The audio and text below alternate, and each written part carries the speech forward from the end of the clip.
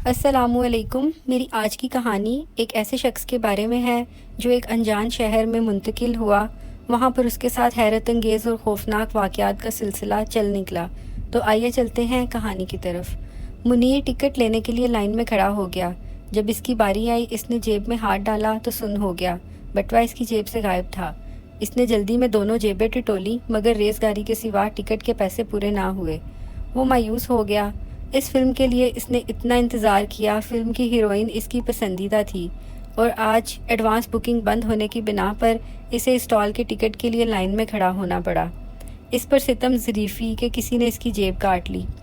وہ واپس جانے کے لیے مڑا، اچانک کسی نے نام لے کر پکارا۔ آواز نسوانی تھی۔ وہ چونکا۔ اس شہر میں اس کی کسی سے قرابت داری نہ تھی۔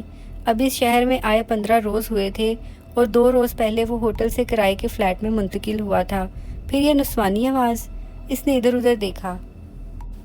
گیٹ کے پاس ایک لڑکی کھڑی اسے دیکھ کر مسکرا رہی تھی۔ لڑکی کیا تھی؟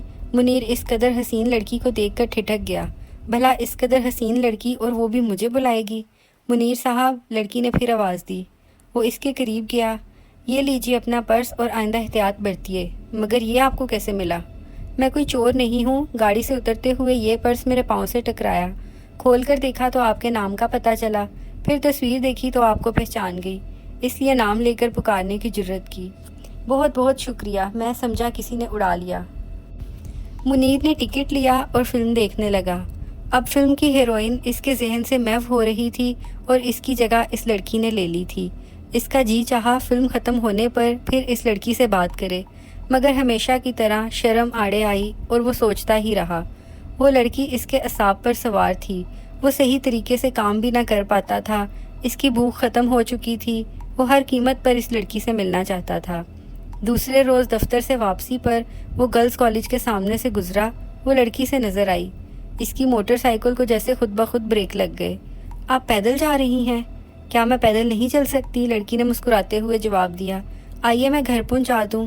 ویسے بھی آپ کے احسان کا بدلہ بھی چکانا ہی ہے۔ اگر آپ بدلہ چکانا چاہتے ہیں تو میں پیدل ہی بھلی، اگر آپ ہمدردی کر رہے ہیں تو میں آپ کے ساتھ ضرور چلوں گی۔ آپ کے احسان کا بدلہ تو کبھی اتار نہیں سکتا۔ اب آپ آ جائیے۔ منیر نے موٹر سائیکل اسٹارٹ کی۔ لڑکی بیٹھ گئی۔ منیر کا دل دھڑکنے لگا۔ کسی اجنبی لڑکی کے ساتھ یوں جانا اسے بہت عجیب لگا۔ دوسرے ہی لمحے اس نے گردن فخر سے اونچی کی۔ وہ اتنی حسین لڑکی کے ساتھ جا رہا ہے۔ لڑکی راستہ بتاتی گئی۔ وہ شہر کے خوبصورت ترین علاقے میں پہنچ گئے۔ بس یہاں روک دیں، ایک خوبصورت کوٹھی کے سامنے پہنچ کر لڑکی نے کہا۔ کوٹھی دیکھ کر منیر نے لڑکی کی عمارت کا یقین کیا۔ آئیے اب ایک کپ چائے کا ہو جائے۔ منیر خود یہی چاہتا تھا۔ وہ اندر چل پڑا۔ کوٹھی بہت بڑی تھی۔ ہر چیز کرینے اور سلیقے سے سجائی گئی تھی۔ آپ یہاں اکیلی رہتی ہیں؟ جی ہاں، میرے والدین نہیں ہیں۔ انہوں نے جو روپیہ چھوڑا اس سے میں نے یہ کوٹھی خریدی اور یہاں تعلیم مکمل کر رہی ہوں۔ میرے ساتھ 2 ملازم ہیں۔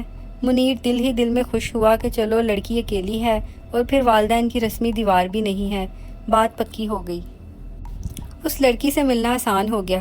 آپ بھی اکیلی ہیں اور میں بھی اس شہر میں اجنبی اور تنہا ہوں۔ ملاقات ہوتی رہے گی۔ ہاں، ملتے رہنا اچھی بات ہے، لیکن آپ نے ابھی تک میرا نام نہیں پوچھا، جبکہ میں آپ کا نام جان چکی ہوں۔ ارے ہاں، منیر کو جیسے خیال آیا۔ واقعی میں آپ کا نام پوچھنا بھول گیا۔ بھول گیا؟ ضرورت محسوس نہیں کی؟ ضرورت تو بہت محسوس کی، لیکن ہمت نہیں پڑی، منیر نے اعتراف کیا۔ لڑکی مسکرائی۔ منیر کی ہمت بندھی۔ دراصل مجھے آپ کا حسن دیکھ کر کچھ بھی پوچھنے کا حوصلہ نہیں رہا۔ میرا نام شہزادی ہے۔ منیر کے کانوں میں جیسے گھنٹیاں بجنے لگیں۔ شہزادی؟ بعض نام شخصیت کے کس قدر آئینہ دار ہوتے ہیں۔ تم واقعی شہزادی ہو، میرے دل کی۔ وہ کچھ بول نہیں سکا۔ چائے پی کر منیر نے اجازت چاہی۔ وہ جانا نہیں چاہتا تھا، مگر شام گہری ہوتی جا رہی تھی اور کچھ دنیا داری کا احساس بھی اسے مجرم بنا رہا تھا۔ اگلی شام پھر وہ شہزادی کے پاس چلا گیا۔ وہ بہت چاہت سے ملی۔ مجھے یقین تھا آپ آئیں گے، اسی لیے میں نے آپ کے لیے اپنے ہاتھوں سے کباب تیار کیے ہیں۔ آپ کو دیکھ کر اندازہ نہیں ہوتا کہ آپ کھانا پکانا بھی جانتی ہیں، وہ بولا۔ چائے کے بعد باتیں ہوتی رہیں۔ منیر نے اندازہ لگایا کہ شہزادی جس قدر حسین ہے اس سے کہیں زیادہ سگڑ اور سمجھدار ہے۔ اس کی باتوں میں مٹھاس تھی۔ اٹھنے بیٹھنے اور بات کرنے کے انداز میں ایک شاہانہ وقار تھا۔ اس کے پاس سے اٹھنے کا منیر کا دل ہی نہیں چاہتا تھا۔ وہ دل ہی دل میں شہزادی سے محبت کرنے لگا۔ اس نے سوچا کہ شہزادی بھی اکیلی ہے اور میں بھی، تو کیوں نہ شہزادی کو لے کر کسی روز ماں کے پاس چلوں۔ ماں پہلے ہی میرے لیے لڑکی کی تلاش میں ہے، شہزادی اسے یقیناً پسند آئے گی۔ اسے شہزادی سے ملتے 4 روز ہو رہے تھے اور وہ بری طرح اس کی محبت میں گرفتار ہو چکا تھا۔ دن بھر وہ دفتر کا کام بھی صحیح طور پر نہ کر سکتا تھا اور شام ہوتے ہی شہزادی کی طرف چل پڑتا۔ ایک روز کام کی زیادتی کی وجہ سے وہ شہزادی کو ملنے نہ جا سکا کہ اچانک دروازے پر دستک ہوئی۔ دروازہ کھولا، سامنے شہزادی کھڑی تھی۔ منیر اسے دیکھنے کا دیکھتا رہ گیا، اسے اچانک شہزادی کے آ جانے کی ہرگز توقع نہ تھی۔ اندر آنے کو بھی نہیں کہیں گے؟ شہزادی نے گھر میں داخل ہوتے ہوئے کہا۔ منیر کا کمرہ بے انتہا گندا ہو رہا تھا، جا بجا کتابیں پڑی تھیں، میلے برتن ادھر ادھر پڑے تھے۔ منیر شرمندہ ہو رہا تھا۔ آپ کو میرے گھر کا پتہ کیسے چلا؟ ڈھونڈنے سے کیا نہیں مل جاتا منیر صاحب۔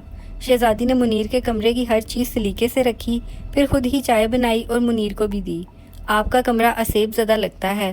اسیب زدہ؟ وہ کیسے؟ منیر نے حیرت سے پوچھا۔ اس قدر ویرانی اور وحشت ہے اس کمرے میں کہ یہاں جن بھوتوں کا بسیرا لگتا ہے۔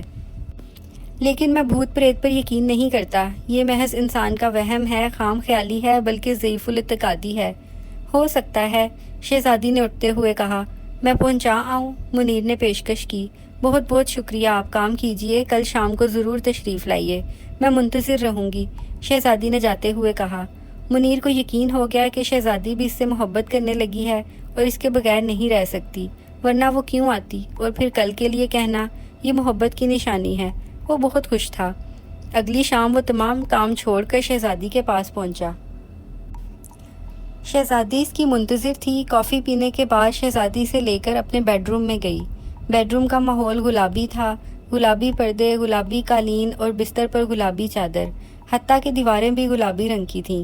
منیر کو بیٹھنے کا کہہ کر شہزادی باتھ روم میں چلی گئی۔ چند منٹ بعد وہ منیر کے سامنے کھڑی تھی اور منیر ہکا بکا اسے دیکھ رہا تھا۔ باریک سا گاؤن جس میں شہزادی کا چمکدار جسم صاف نظر آ رہا تھا۔ وہ بیڈ پر لیٹ گئی۔ منیر صوفے پر بیٹھا اسے دیکھتا رہا۔ ذرا بتی جلا دیجئے، شہزادی نے انگڑائی لیتے ہوئے کہا۔ منیر نے چاروں طرف دیکھا، اسے سوئچ کہیں نظر نہ آیا۔ اس کمرے کا سوئچ باتھ روم میں ہے۔ شہزادی نے ہاتھ بڑھایا۔ منیر نے اس کے ہاتھ کی طرف دیکھا۔ بستر سے باتھ روم کا فاصلہ تقریباً 12 فٹ تھا اور شہزادی نے بستر پر لیٹے لیٹے اپنا ہاتھ باتھ روم میں لگے ہوئے سوئچ کی طرف بڑھا دیا۔ منیر خوف سے پسینہ پسینہ ہو گیا۔ اس نے اٹھنا چاہا مگر ڈر کے مارے حرکت بھی نہ کر سکا۔ منیر صاحب، آپ بھوت پریت پر یقین نہیں رکھتے نا؟ منیر کی زبان گنگ ہو گئی۔ وہ بمشکل نفی میں سر ہلا سکا۔ مگر میں رکھتی ہوں۔ شہزادی کے یہ آخری الفاظ تھے۔ اس کے بعد بیڈ خالی تھا اور منیر پاگلوں کی طرح بھاگ رہا تھا۔